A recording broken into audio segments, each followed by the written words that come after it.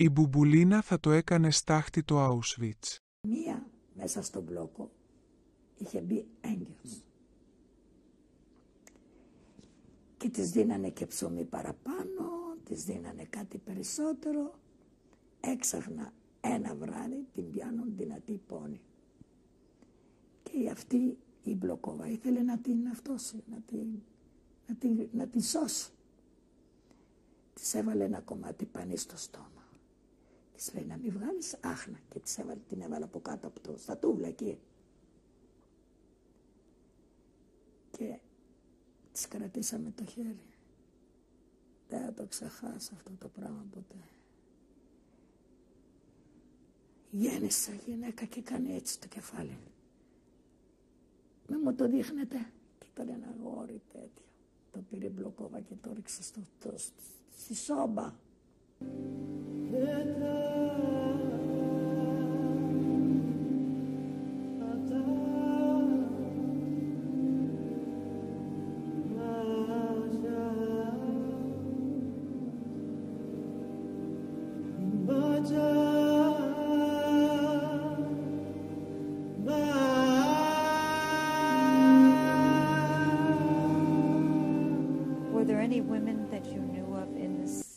Auschwitz-Birkenau that were pregnant? I saw that too. What did you see? It happened to be that I saw a lady giving birth and she threw her baby into the toilet. So a young girl.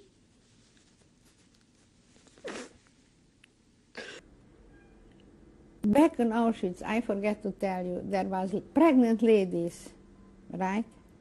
Even in the 9th month. And the Iriska was a very fine lady. Her husband was a doctor, I think she was a nurse, I don't remember exactly. And she covered her with covers and everything, and one night she gave birth.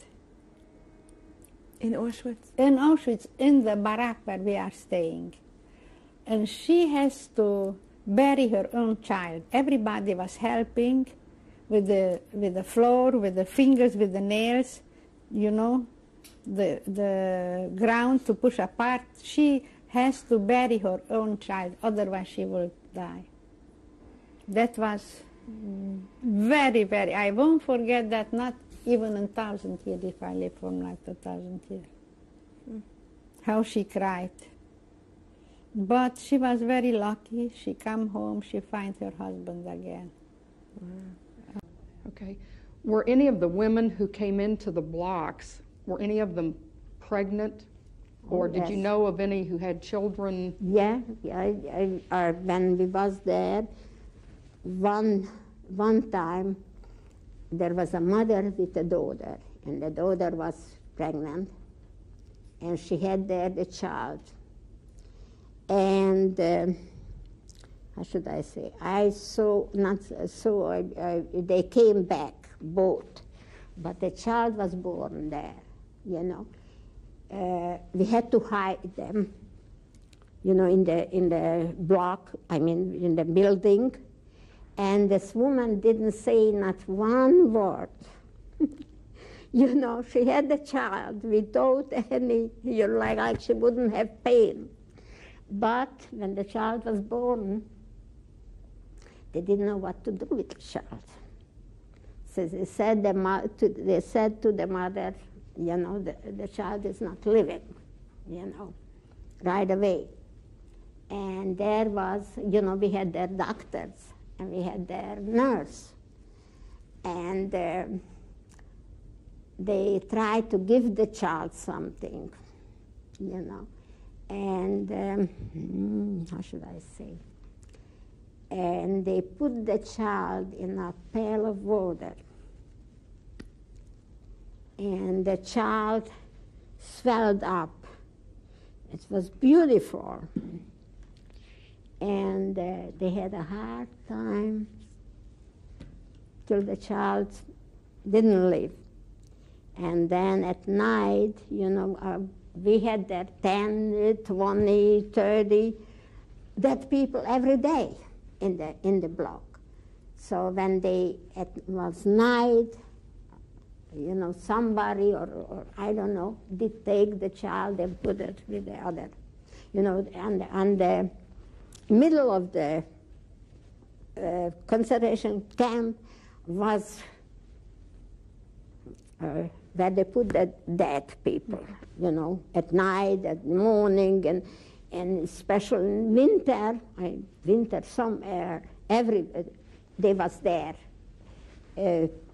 putting down, you know, like wood or whatever, you know, especially winter when they was frozen. They just throw them there, and so they threw the child there with the other. That was one what I saw, you know, born a baby. And what did I want to say about this? Did they discover the mother had given birth? Did No. anybody? She was able to.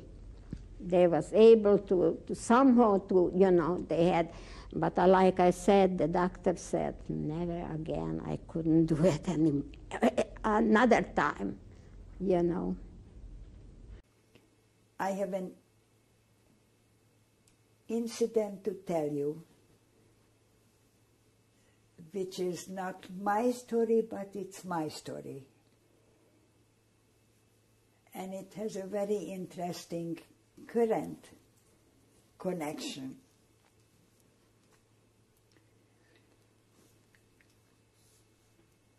One night, and you could feel the strangeness of something is unusual happening in the night in this barrack where we are all sleeping. The way of the barrack was that on both sides they had these 3 tiers, so-called beddings. In the center it was a hard cement long, I don't know how would you call it, which was supposedly a heating system. That night it was said, be quiet. It's dangerous if you make a sound. Don't move. And I am up there with my mom, who is holding me, and we are looking down. And on this is laying a woman, one woman literally sitting on her face. There are 3 women, one holds her hands, the other one is spreading her legs, and one says, not a word, shh, quiet. And at this point she goes and opens a door, and I don't know how the network was going, but from another barrack, somebody who knew that that was before the war, a midwife came in at the risk of being shot. So were we all. And I'm up there looking down. And my mom says to me, this is a baby who's being born. And they keep pushing her. And I look down, I never forget this. Silent. And I could see from up there, yeah, I even could recognize it was a little boy with a little petal. I don't remember how they cut the cord, whether somebody smuggled in a knife from the Canada, if you are, you know what the Canada is. And then one takes the baby and goes again in the middle of the night, at the risk of her own life, to go out and throws the baby into the latrine, which was an adjourning thing. One night, about 6 weeks after we had already been in Birkenau, one night we woke up to a terrible scream. And my bunk bed that was on 3 levels, I was in the middle, was at the very end of the building where the roof happened to be in extremely poor condition. When it was raining, it was leaking, and the rain came on us, through us it went down to the floor, and there was always a huge puddle underneath our bed. And one night when the screaming woke us up, we all sat up and looked, and we were the girl in charge shouted that nobody can leave her place. And as we looked, we saw that there was something going on at the front of the building, and as it turned out, a baby was born. A pregnant woman was somehow hidden. She had to be hidden because there were no pregnant women surviving the selection, Mengele and so on, at the railway station, but she was giving birth, and the baby was, this is what the screaming was all about, and not the Americans who came to free us.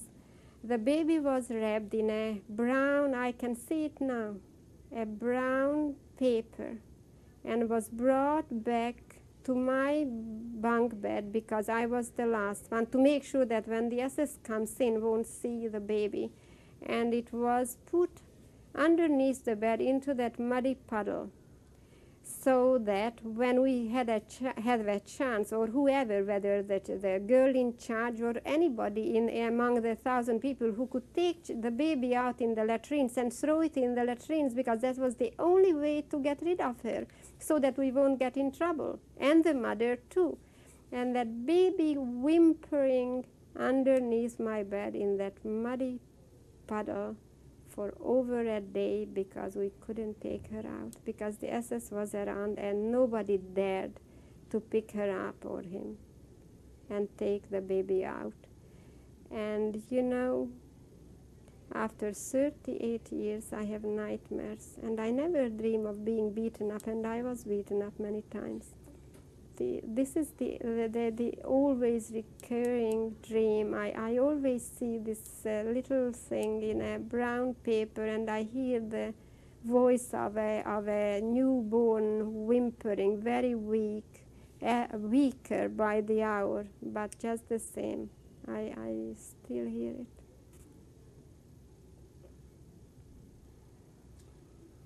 Take a break.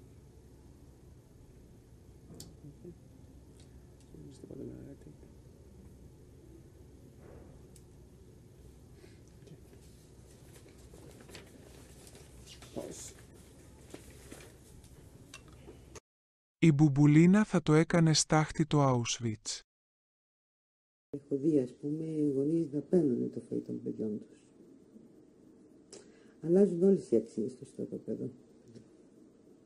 Ποια είναι η εικόνα αυτή που έχετε?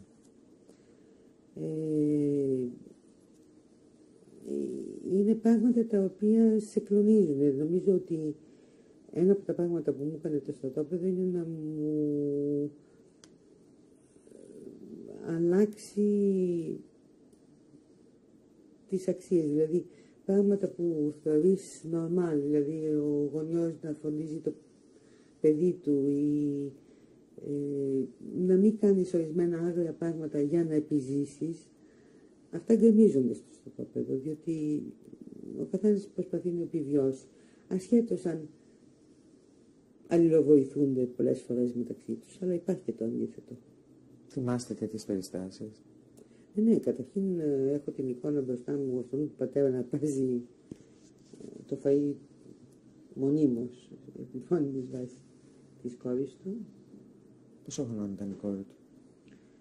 Η κόρη του στο στρατόπεδο ήταν 18 χρονών και πέθανε στο στρατόπεδο.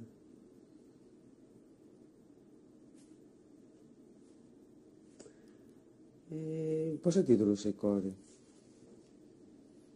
Δεν ξέρω. Η μάνα? Ναι, άσχημη. Έχετε δει μια τέτοια εικόνα μπροστά σας? Ναι, ναι.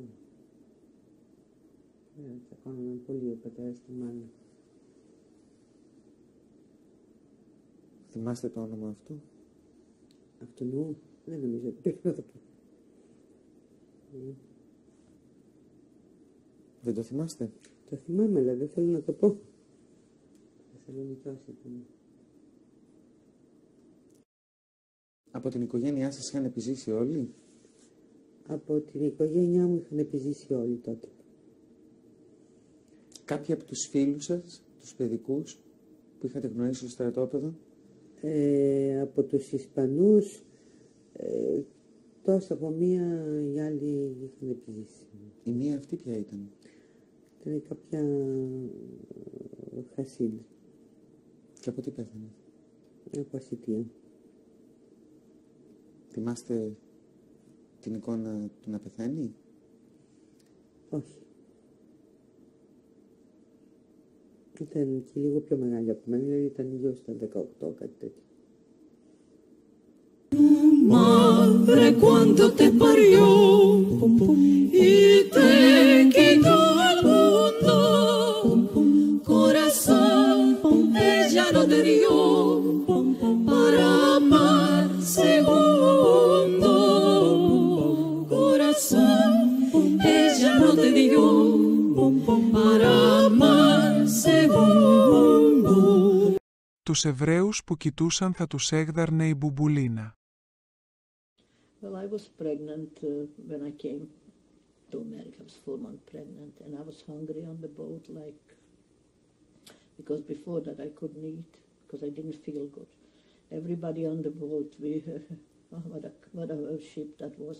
Men and women separated, even though we were married, and everybody was seasick, but not me. I was just hungry, and I had nothing to eat. And then my husband spoke to a chaplain, and he said, "Oh, there is a vegetable soup. You could eat it."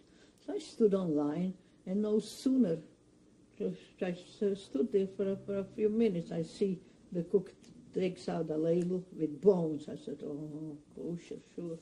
I threw myself out. I wouldn't touch it for no money.